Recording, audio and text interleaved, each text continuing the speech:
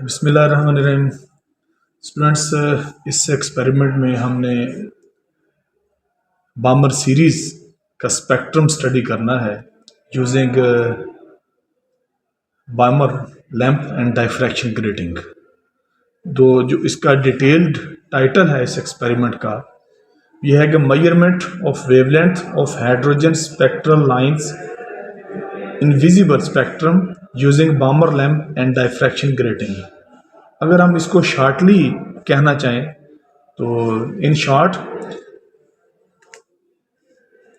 इसको हम कह सकते हैं कि measurement of बामर series wavelength of hydrogen spectrum. तो मेन मकसद आपको बताने का ये है कि इसके अंदर हमने वेवलेंथ मेजर करनी है हाइड्रोजन स्पेक्ट्रम के अंदर विजिबल लाइंस की, जो कि बामर सीरीज के अंदर आती है। उसका जो मेन फार्मूला है बामर सीरीज को फाइंड आउट करने का वो ये है 1/λ is equal to r into 1/2 square minus 1/n square. ठीक है, इसमें n जो है वो क्वांटम नंबर है, इसकी वैल्यू होगी 3, 4, 5 एंड सो ऑन। मतलब ये है कि 2 का मतलब ये है कि इलेक्ट्रॉन फॉल करेगा लेवल 3, 4 या 5 में से 2 के अंदर, तब ये वेवलेंथ्स एमिट होंगी। यानी हाइड्रोजन एटम के अंदर पहले हम एक्साइट करेंगे इलेक्ट्रॉन्स को लेवल 2 से, वो लेवल 3, 4, 5 किसी में भी जा सकता है। वो डिपेंड करता है हमारी एनर्जी के ऊपर, हम एनर्जी कितनी प्रोवाइड करते हैं। अगर ज़्यादा एनर्जी प्रोवाइड करेंगे तो हायर एनर्जी लेवल के अंदर जाएगा, अगर कम एनर्जी प्रोवाइड करेंगे तो लोअर एनर्जी लेवल के अंदर जाएगा, लेकिन 2 से ऊपर ही रहेगा। तो अगर वो 3 से 2 में फॉल करेगा तो और वेवलेंथ एमिट होगी, 4 से 5 में होगा तो और होगी, 5 से 2 में आएगा तो और होगी। यानी कि मकसद ये है कि फॉल 2 में ही करना है, लेकिन किसी डिफरेंट ऑर्बिट से करेगा, 3, 4, 5 किसी भी एनर्जी लेवल से 2 के अंदर फॉल करेगा। तो इसमें R जो है वो रेडबर्ग कांस्टेंट है, इसकी वैल्यू होती है 1.097 इंटू 10⁻7 पर मीटर। अब हम इसको डिटेल देखते हैं कि किस 3 से जब 2 में आएगा तो कौन सी वेवलेंथ एमिट होगी, 4 से जब 2 में आएगा तो कौन सी होगी, 5 से जब 2 में आएगा तो कौन सी होगी। तो अगर हम इसको टेबल की फॉर्म में बना लें समझने के लिए तो ज़्यादा इजी होगा।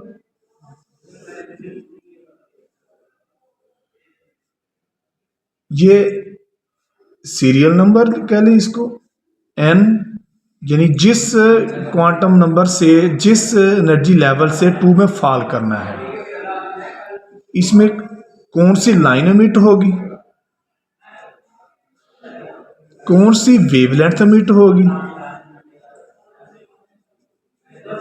इन नैनोमीटर्स, ये यूनिट होगी इसकी, और कलर कौन सा एमिट होगा।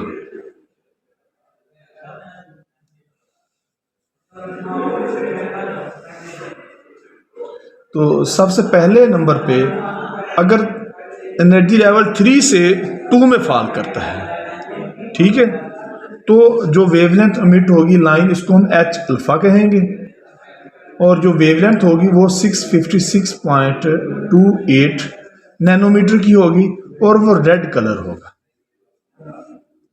नंबर 2 पे अगर 4 से 2 में फॉल करता है तो H बीटा होगा एक्सक्यूज मी, इस लाइन को क्या कहेंगे, H बीटा कहेंगे, और वेवलेंथ होगी 486.13 और कलर होगा टर्क्वाइज।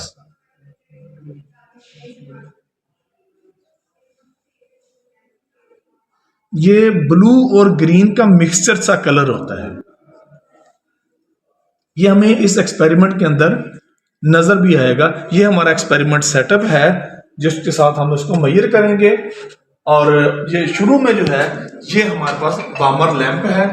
आगे हम इस सेटअप को डिटेल से देखते हैं। इस बामर लैंप के अंदर ये एक्साइटेशन और डी एक्साइटेशन का प्रोसेस होगा और इसमें ही एनर्जी लेवल जो हाइड्रोजन है उसके डिफरेंट एनर्जी लेवल्स में इलेक्ट्रॉन एक्साइट होता है 3, 4, 5 में और दोबारा 2 के अंदर फॉल होता है। तो इस जो तीसरी लाइन इसमें होगी वो जब 5 से 2 में फॉल करेगा तो H गैमा एमिट होगी। वो वेवलेंथ होगी 436.05 और ब्लू कलर की होगी। नंबर 4 पे जब 6 से फॉल करेगा एनर्जी लेवल 2 में तो H डेल्टा होगी और वो 410.17 नैनोमीटर की होगी और वायलेट कलर होगा। तो ये स्कीम है। इसके अंदर बामर लैंप के अंदर हाइड्रोजन के एटम्स में जो प्रोसेस होगा, जो एक्साइटेशन और डी एक्साइटेशन होगी, जो बेसिक फिजिक्स है इसके बिहाइंड के कौन कौन सी वेवलेंथ एमिट होंगी और कब होंगी और उनकी वेवलेंथ क्या होगी, उनकी नेचर क्या होगी। इसके बाद हम इसके सेटअप को स्टडी करते हैं कि इसका ऑप्टिकल सेटअप कैसा होगा। इसका मैकेनिज्म तो हमने देख लिया, अब इसके ऑप्टिकल सेटअप को डिस्कस करते हैं। तो सबसे पहले इसका जो ऑप्टिकल सेटअप है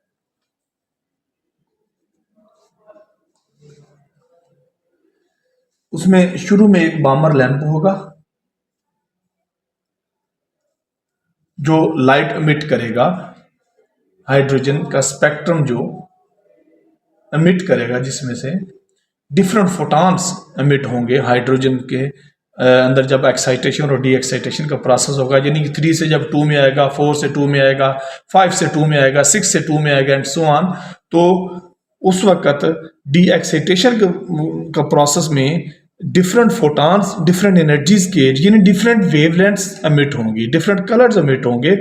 वो ये बामर लैंप हमने बनाया। उसके बाद एक आगे लेंस लगा होता है जिसको कन्वेक्स लेंस भी हम कहते हैं। लाइट इन लेंस पे पड़ने के बाद कन्वर्ज होगी स्लिट के ऊपर। ये हमारी स्लिट है।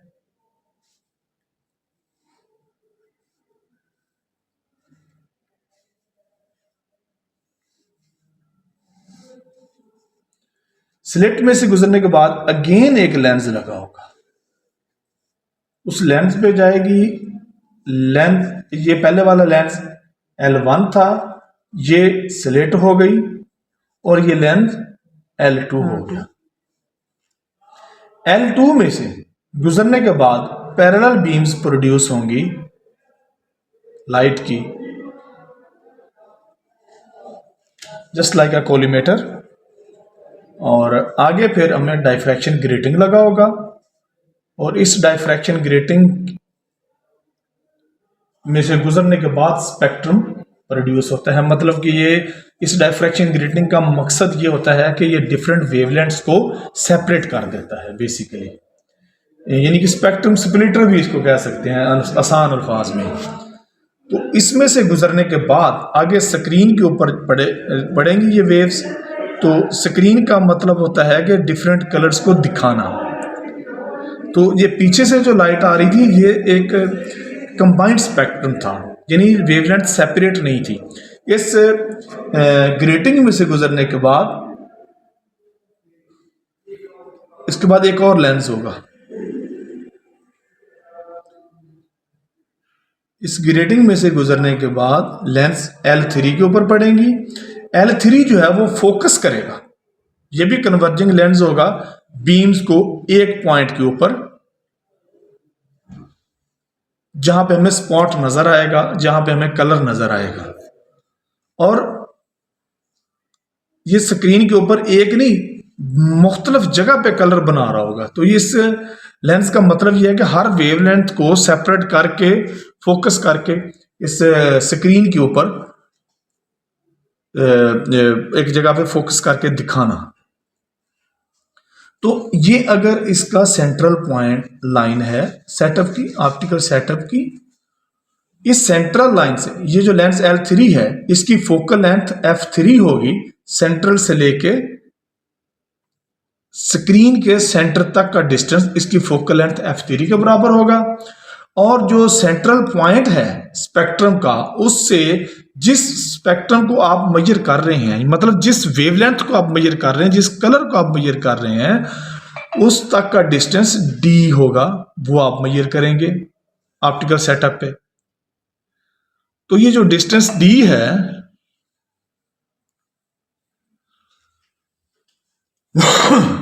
ये बेसिकली हमने मेजर करना है।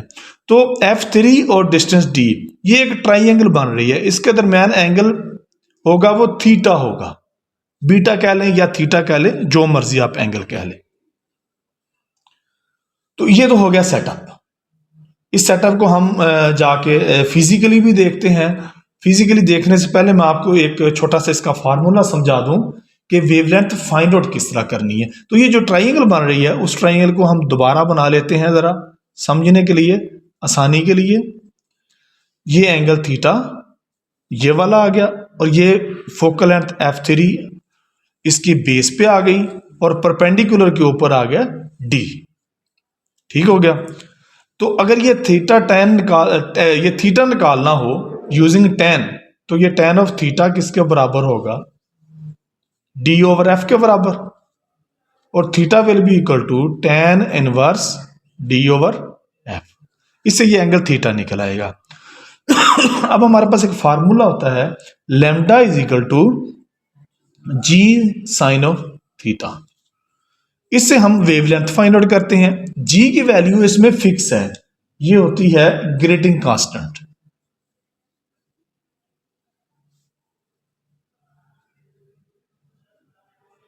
और इसकी वैल्यू है 1.67 इंटू 10 पावर -6 मीटर। और ये इस डायफ्रैक्शन ग्रेटिंग के लिए, जिस डायफ्रैक्शन ग्रेटिंग की लाइंस होंगी 600 लाइंस पर मिलीमीटर, यानी this formula is used for a grating that we are going to use in this experiment, जिसकी 600 लाइंस पर मिलीमीटर होंगी। ठीक हो गया। और ये जी आ गया। इसमें थीटा हमने अभी देखा किसके बराबर है, tan inverse d over f के बराबर। तो इसका मतलब ये हुआ ये फोकल लेंथ f3 ये भी फिक्स है, लेंस की डिस्टेंस स्क्रीन से ये फिक्स है। तो फिर हमने फाइंड आउट क्या करना, मेजर क्या करना है, इसमें हमने d मेजर करना है। d आ गया तो हमारे पास ये एंगल थीटा निकल आएगा। थीटा की वैल्यू इसमें पुट करेंगे तो हमारे पास वेवलेंथ आ जाएगी।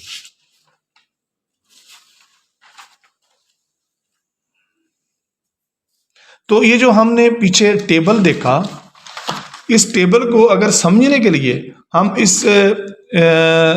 इसको एनर्जी लेवल्स की फॉर्म में अगर बनाएं तो ज्यादा इजी होगा।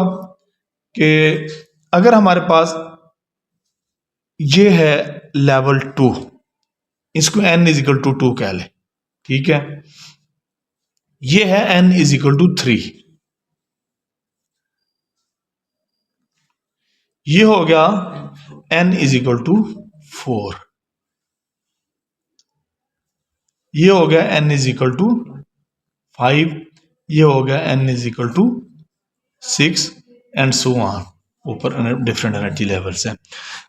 अच्छा, इसकी एनर्जी E2 है, इसकी एनर्जी E3 है, इसकी एनर्जी E4 है, इसकी एनर्जी E5 है, इसकी एनर्जी E6 है एंड सो ऑन। ऊपर जाएंगे एनर्जी बढ़ती जाएगी और एक वक्त आ जाएगा जब n इज इक्वल टू हो जाएगा इन्फिनिट।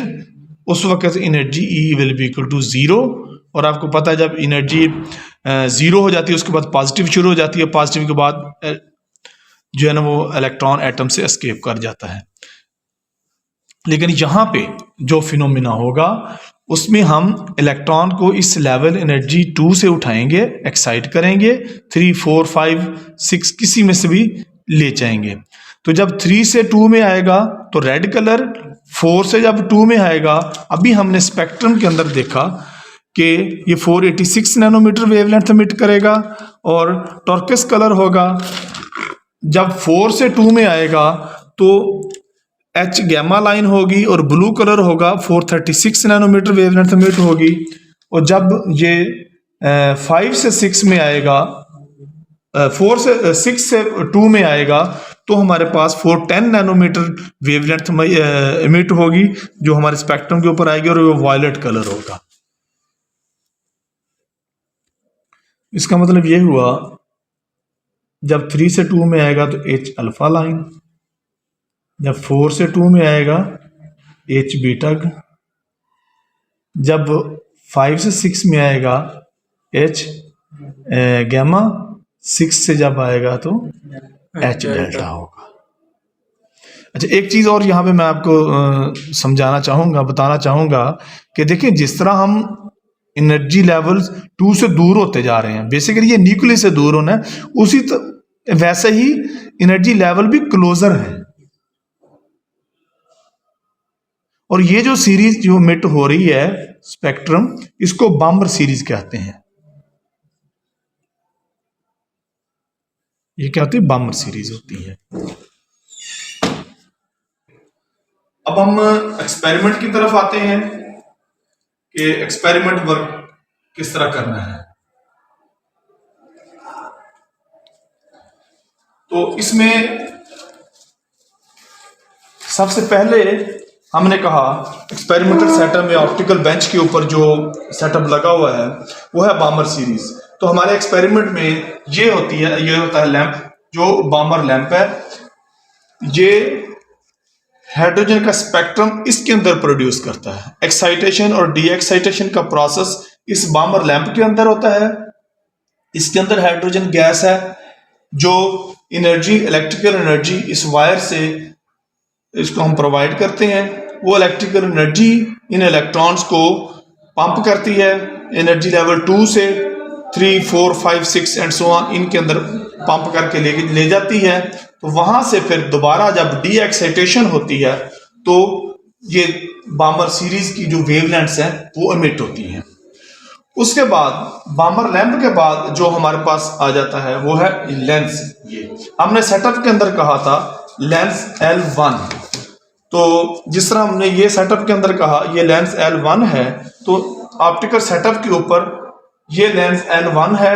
उसके बाद हमने कहा ये स्लिट लगी होती है आगे, तो ये हमारे पास स्लिट है। फिर हमने कहा लेंस L2, ये लेंस L2 है। फिर हमने एक ग्रेटिंग का कहा, ये हमारे पास ये ग्रेटिंग है। ये लेंस L3 जो है ना इसके अंदर यहाँ पे है, ये लेंस L3 है। इस लेंस L3 का डिस्टेंस इस पॉइंट से लेके ये सेंट्रल पॉइंट है, इस स्क्रीन के मिड पॉइंट तक का डिस्टेंस जो है वो इसकी फोकल लेंथ F3 है। ये जो हमें नजर आ रही है ना, ये जो हमने पेज के ऊपर बनाई फोकल लेंथ F3, ये बेसिकली इस पॉइंट से लेके इस पॉइंट तक डिस्टेंस होता है। उसके बाद हमने ये वाला डिस्टेंस कहा कि सेंट्रल पॉइंट से, स्पेक्ट्रम के सेंटर से जिस पॉइंट जो वेवलेंथ हम मेजर कर रहे हैं, जो कलर हम देख रहे हैं, जो मेजर करना चाहते हैं, वहां तक डिस्टेंस D, वो यहाँ पे हमें जो नजर आएगा, अभी हम इस ऑपरेटर्स को ऑन करेंगे तो हमें ये स्पेक्ट्रम यहाँ पे नजर आएगा। वो बेसिकली डिस्टेंस इस स्क्रीन के ऊपर होगा, यहाँ पे एक सेंट्रल पॉइंट होगा रेड कलर की फॉर्म में, वहां से लेके उस पॉइंट तक का डिस्टेंस ये D होगा यहाँ पे जो हम मेजर करेंगे। तो दिखाने के लिए पेज के ऊपर हमें ऐसे लग रहा था ये वर्टिकल डिस्टेंस है, लेकिन फिजिकली एक्चुअल सिचुएशन में ये हॉरिजॉन्टल डिस्टेंस होता है सेंट्रल स्पेक्ट्रम से लेके उस कलर तक, उस स्पेक्ट्रम तक जिसको हमने मेजर करना है। तो अभी हम लाइट ऑफ करेंगे। जो लाइट ऑफ करने के बाद हम स्पेक्ट्रम को ऑन करेंगे। तो सबसे पहले आपने ये वाला स्विच, इसको ओरिजिनल हालत में ऑफ कर देना होता है। ये आपका जो मेन सप्लाई है बामर लैंप की, ये ऑफ होनी चाहिए। Excuse me. उसके बाद जो स्टार्ट के लिए जो जो इसका प्रोटोकॉल है, उसमें सबसे पहले आपने यहाँ से स्विच ऑन करना है, जो पावर सप्लाई दी हुई है सब। उसके बाद आपने इसकी ये जो पावर सप्लाई है बामर लैंप की, उसको ऑन करना है। जैसे ऑन करेंगे ये लाइट ऑन हो जाएगी। साथ ही अगर आप बामर लैंप के ऊपर देखें तो उसके अंदर आपको स्पेक्ट्रम बनता हुआ एक पिंक सा कलर जो है ना वो नज़र आ जाएंगे। ये इसके अंदर जो एमिशन हो रही है वो नज़र आना शुरू हो गई है। ये एमिशन यहाँ से लेंस L1 में, फोकसिंग लेंस में, उसके बाद स्लिट में, स्लिट से फिर आगे कन्वर्जिंग लेंस L2 में, वहां से डायफ्रैक्शन ग्रेटिंग में, डायफ्रैक्शन ग्रेटिंग आगे इस स्पेक्ट्रम को स्प्लिट करेगा, हर कलर को अलग-अलग कर देगा, सेपरेट करेगा। फिर आगे लेंस L3 है जो कि फोकस करेगा स्क्रीन के ऊपर। तो अब हम मेजरमेंट की तरफ आते हैं कि हमने डिस्टेंस D मेजर करना है, और इसके अंदर आपने जब डिस्टेंस D मेजर करना है तो मेन स्पेक्ट्रम, मेन लाइन से जो सेंट्रल पॉइंट है उससे दोनों तरफ का निकालना है, D1 और D2, फिर उसका एवरेज हम कर लेंगे। तो अब हम लाइट ऑफ करेंगे। लाइट ऑफ करने के बाद हमें ये स्पेक्ट्रम प्रॉपर नजर आएगा। अगर आप स्क्रीन के ऊपर देखें तो यहाँ पे आपको सारे कलर्स नजर आ रहे हैं।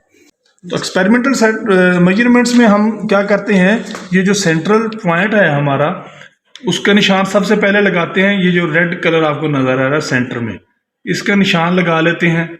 उसके बाद हम पेज के ऊपर अगले इस ब्लू कलर का लगाते हैं, फिर अगले रेड का लगाते हैं, फिर दूसरी तरफ ब्लू कलर का लगाते हैं और रेड का लगा लेते हैं, 2 वेवलेट्स की मेजरमेंट के लिए। और इस ब्लू से पहले हमें वायलेट कलर भी नज़र आ रहा है, उसका भी निशान लगा लेते हैं। तो 3 मैं इस वक्त लगा रहा हूँ, 3 मेजरमेंट मैं ले रहा हूँ। तो इसके बाद हम लाइट ऑन करेंगे ताकि हम पेज के ऊपर जो निशान लगाए हैं वहाँ से हम डिस्टेंस मेजर कर सकें। तो ये हमने तीनों निशान लगाए। तो ये हमारा सेंट्रल पॉइंट है, सेंट्रल पॉइंट। तो यहाँ से हमने दोनों तरफ का डिस्टेंस D1 और D2 मेजर करना है। तो अगर हम इस सेंट्रल पॉइंट से डिस्टेंस मेजर करें,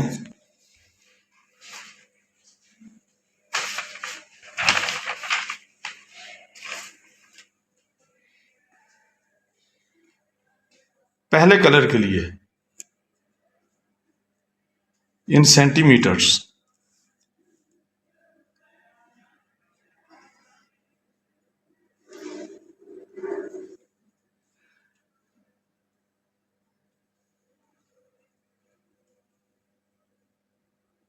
वो तकरीबन जो आ जाता है, अगर मैं इसको बिल्कुल स्ट्रेट इसके रखूं,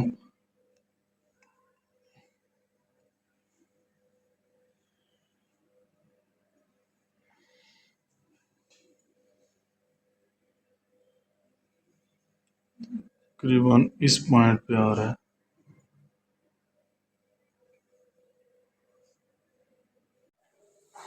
ओके, तो अब हमने वहाँ से सेटअप से मेजरमेंट्स ले ली। हमने एक सिंपल पेज के ऊपर ये निशान लगा लिए मुख्तलिफ कलर्स के, और ये हमारा सेंट्रल पॉइंट है स्पेक्ट्रम का।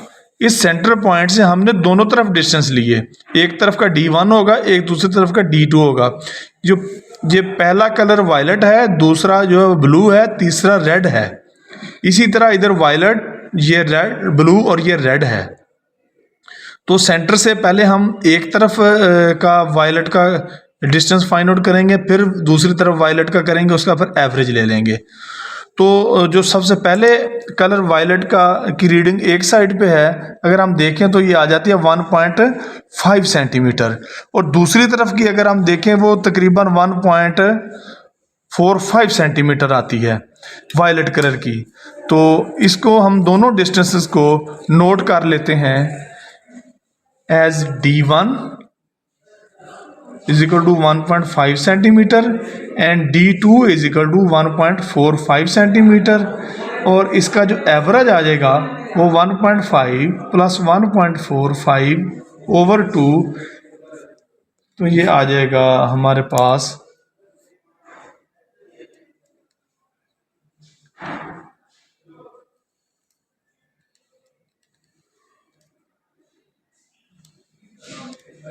ये आ जाएगा 1.475 सेंटीमीटर।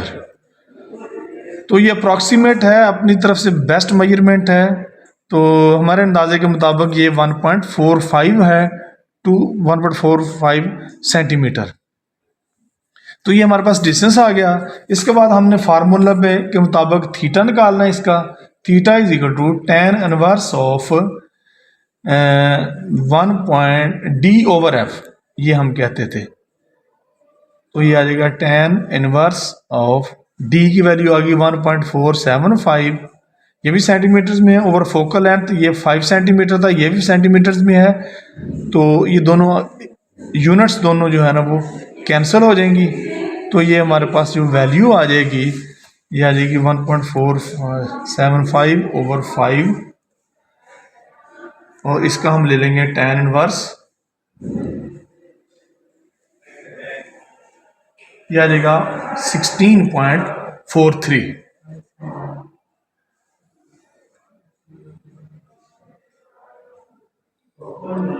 ये थीटा आ गया। इसके बाद हम फार्मूला लगाएंगे वेवलेंथ फाइंड आउट करने का। G is equal to sine of is equal to G sine theta. G की वैल्यू है 1.67, ये हमने पीछे नोट की हुई थी, इंटू 10⁻⁻6 इंटू साइन ऑफ 16.436। इसकी हम कैलकुलेशन करेंगे तो ये आ जाएगा, इसका साइन लें और साइन लेने के बाद मल्टीप्लाई करें 1.67 के साथ, तो ये आ जाएगा 0.472 इंटू 10⁻⁻6। तो इसको नैनोमीटर में कन्वर्ट करें तो ये आ जाएगा 472 इंटू 10⁻⁻9, यानी कि 472 नैनोमीटर। ये वेवलेंथ आ गई। अब हम इसकी परसेंटेज एरर निकालेंगे।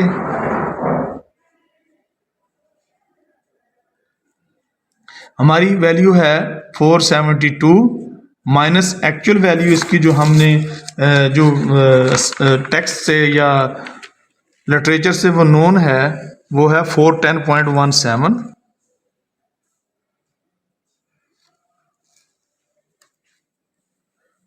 तो ये तकरीबन कैलकुलेशन में अगर हम देखें तो 4725 के बाद 18 भी आता है, 518। तो इसको हम 72.5 लिख सकते हैं, 0.5 ओवर 410.17 इंटू 100। तो ये आ जाएगा, इधर ही लिख लेते हैं, 472.5 minus 410.17 divided by 410.17 multiplied by 100। तो तकरीबन आ जाती है 15%।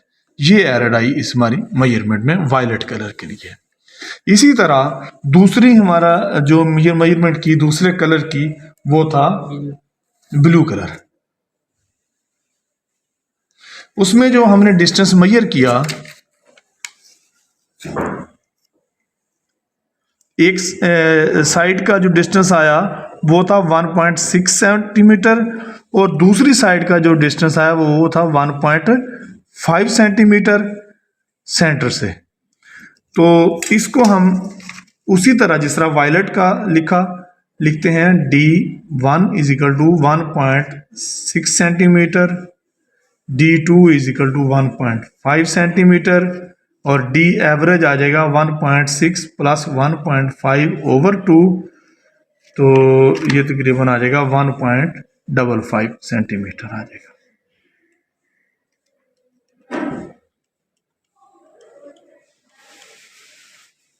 ये डिस्टेंस आ गया।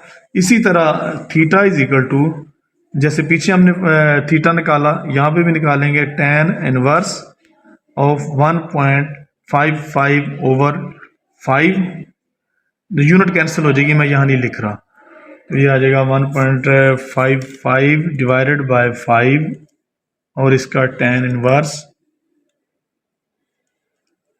ये आ जाएगा 17.2234। चलें यहाँ तक चले जाएं, ये एंगल आ गया। और वेवलेंथ लैम्डा जो हमने फार्मूला ऊपर लिखा जी साइन थीटा, जी की वैल्यू मैं डायरेक्ट लिख रहा हूँ 1.67 इन 10⁻⁻6 इंटू साइन ऑफ 17.2234। और अगर आप इसको कैलकुलेशंस करें, इसकी साइन लें इस वैल्यू का, ये आ जाएगा 0.29 और मल्टीप्लाई कर दें 1.67 के साथ, तो ये आ जाएगा 4.49448। इसको अप्रॉक्सीमेट करके 5 कर दें इंटू 10⁻⁻6, इसको नैनोमीटर में ले जाएं 1 2 3 494.4 नैनोमीटर में आ जाएगा। तो ये हमारी वेवलेंथ निकल आई ब्लू कलर की जो हमने निकाली। परसेंटेज एरर वो आ जाएगा 494.5 माइनस एक्चुअल वैल्यू इसकी वो है 436.05 ओवर 2, तो ये आ जाएगा हमारे पास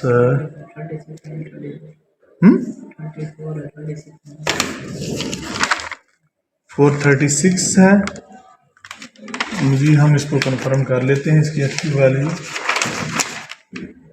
यस, ये एक्चुअल वैल्यू इसकी 434 है, 434.05। तो ये आ गया 4, हम इसकी एवरेज निकालें, सॉरी एरर निकालें 494.5 माइनस 436.05।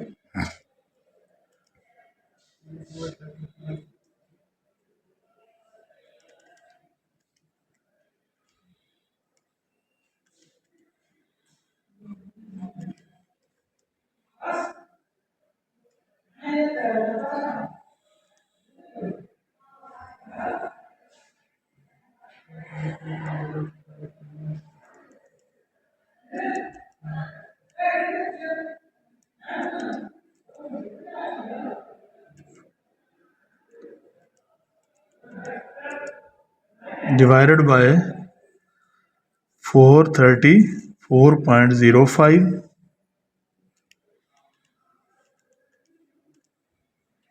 मल्टीप्लाइड बाय 100, तो ये आ गई 13.9, तकरीबन ये आ गई 14% एरर इसमें। इसी तरह हमने तीसरी जो मेजरमेंट ली है वो है रेड कलर के लिए। तो रेड कलर के लिए जब हमने डिस्टेंस इसका मेजर किया तो वो एक साइड का था 2.3 सेंटीमीटर और दूसरी साइड का था 2.1 सेंटीमीटर तकरीबन। अगर हम इसको कैलकुलेशंस करें, D1 is equal to 2.3 centimetre, D2 is equal to 2.1 centimetre, average आ जाएगा इसका 2.2 सेंटीमीटर। इसके बाद हम एंगल निकालेंगे, जो हमारा फार्मूला है पीछे हमने जैसे अभी किया, tan इनवर्स ऑफ D/F यानी 2.2 ओवर 5। तो ये आ जाएगा 2.2 डिवाइडेड बाय 5, इसका tan आ जाएगा इनवर्स आ जाएगा 23.749। तो उसके बाद लैम्डा इज इक्वल टू जो फार्मूला हमारा जी साइन ऑफ थीटा है, जी की वैल्यू 1.7767 इंटू 10⁻⁻6 है, इंटू साइन ऑफ 23.749 है। तो ये आ जाएगा, इसका साइन ले लें और मल्टीप्लाई कर दें 1.67 के साथ, तो आ जाएगा 0.6725 इंटू 10⁻⁻6 आ गया। तो ये तकरीबन बन जाता है 672.6 नैनोमीटर। फिर इसकी परसेंटेज एरर निकालेंगे, आ जाएगी 672.6 माइनस एक्चुअल वैल्यू है 56.28, मल्टीप्लाइड बाय 100 भी कर देंगे, ये आ जाएगा 672.6 minus 656.28 divided by 656.28 multiply by 100, तो ये 2.486 यानी तकरीबन ये 2.5% इसमें एरर आ गई। इसको मैं दोबारा रीचेक कर लेता हूँ, सही कैलकुलेशन की है। 672.6 minus 656.28 divided by 656.28 multiply by 100, yes, ये तकरीबन 2.5% इसमें एरर बनती है। तो स्टूडेंट्स हमने 3 कलर इसमें मेजर किए, 3 वेवलेंथ्स मेजर की। वायलेट जिसकी वेवलेंथ हमारे पास हमारी आई 472 नैनोमीटर और एक्चुअल के साथ जब कंपेयर किया तो 15% एरर आई। ब्लू कलर की बामर सीरीज के साथ हमने जो वेवलेंथ निकाली 494.5, 14% इसमें एरर आई। और तीसरा हमने रेड कलर निकाला, रेड कलर में हमारी वेवलेंथ निकली 672.6 नैनोमीटर और हमारी 22.5% एरर आई। तो ये सारा प्रोसीजर है कि आपने एक्सपेरिमेंट के फिजिक्स से लेके अंडरस्टैंडिंग से लेके सेटअप तक और फिर एक्सपेरिमेंट की मेजरमेंट तक ये सारा आपने परफॉर्म करना है और इसकी मेजरमेंट लेनी है। इन पेजेस को दोबारा एक दफ़ा पिक्चराइज ले लेते हैं। ये पहला पेज है एक्सपेरिमेंट का, ये आ गया ऑप्टिकल सेटअप का, ये आ गया फिर एक्सपेरिमेंटल वर्किंग का, मेजरमेंट्स का और इसकी हमारी डिटर्मिन जो हमने ऑब्जर्वेशंस कैलकुलेशंस की और ये लास्ट कैलकुलेशन का। तो यहाँ पे ये एक्सपेरिमेंट हमारा एंड होता है। कोई क्वेश्चन हो तो आप मुझसे व्हाट्सएप पे पूछ सकते हैं। Thank you very much.